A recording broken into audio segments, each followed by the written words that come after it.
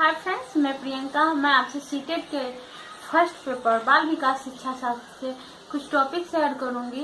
तो इससे पहले हम पियाजे के संज्ञानात्मक विकास की अवस्थाओं के बारे में जान रहे थे, जिसमें हम संवेदी पेशीय अवस्था के बारे में जाने।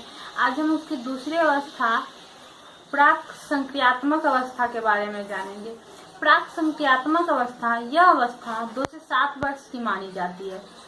पियाजे ने इसे 2 भागों में बांटे हैं, प्राक संप्रेत्यात्मक प्री कॉन्सेप्चुअल पीरियड, अंतदर्शी अवधि। पहला है प्राक संप्रेत्यात्मक। ये 2 से 4 साल की अवस्था होती है। इसमें बालक संकेत तथा चिन्ह को मस्तिष्क में ग्रहण करते हैं तथा उनका प्रयोग भी करते हैं।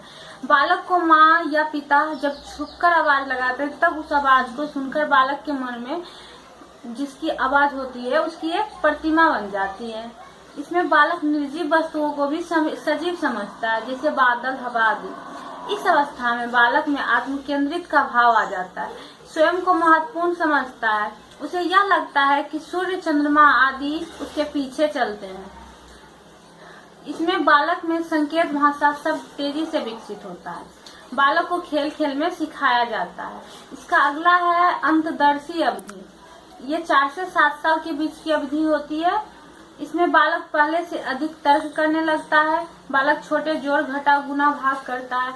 बालक संख्या का प्रयोग करना, भारत संबंधी सवालों का हल करना सीख लेता है। इस अवस्था में बालक पलटावी गुण विकसित नहीं होता।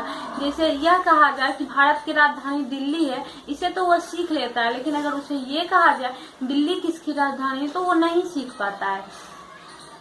इसके बाद इसमें अंतदर्शी चिंतन में कोई क्रमबद्ध तर्क नहीं होता है। संज्ञानात्मक विकास की तीसरी अवस्था है मूर्त प्रचलनात्मक अवस्था या मूर्त संक्रियात्मक अवस्था या ठोस संक्रियात्मक अवस्था।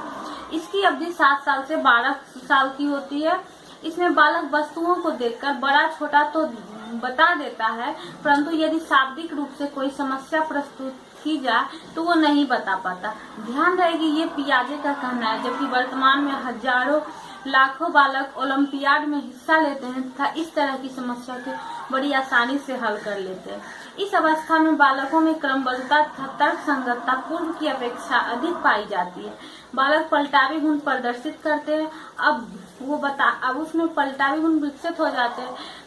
अब वो ये भी बता दे, अगर भारत की राजधानी दिल्ली, तो अगर उससे पूछा था दिल्ली किसकी राजधानी है, तो ये भी बता देते कि भारत की राजधानी है।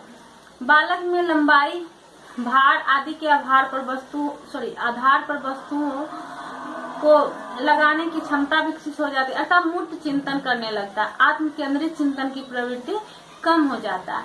चौथा हमारा औपचारिक संक्रियात्मक अवस्था या औपचारिक प्रचलनात्मक अवस्था। इसकी अवधि 12 साल से प्रारंभ होती है और बाल्यावस्था तक होती है।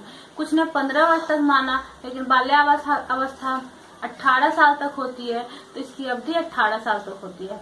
चिंतन कर समस्या का समाधान करने लगता है। इस अवस्था पर शिक्षा के स्तर का भी प्रभाव पड़ता है।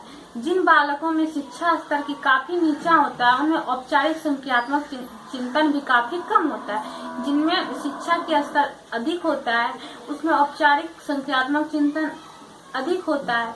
अमूर्त चिंतन का गुण विकसित हो जाता है। इस अवस्था में बालकों को सही दिशा निर्देशन की आवश्यकता होती है, क्योंकि यह शिफ्टिंग टाइम होता है। तो आज हमने पियाजे के संज्ञानात्मक विकास की अवस्थाओं के बारे में जाना। आज के लिए धन्यवाद। अगले वीडियो में कुछ और लेकर आऊंगी।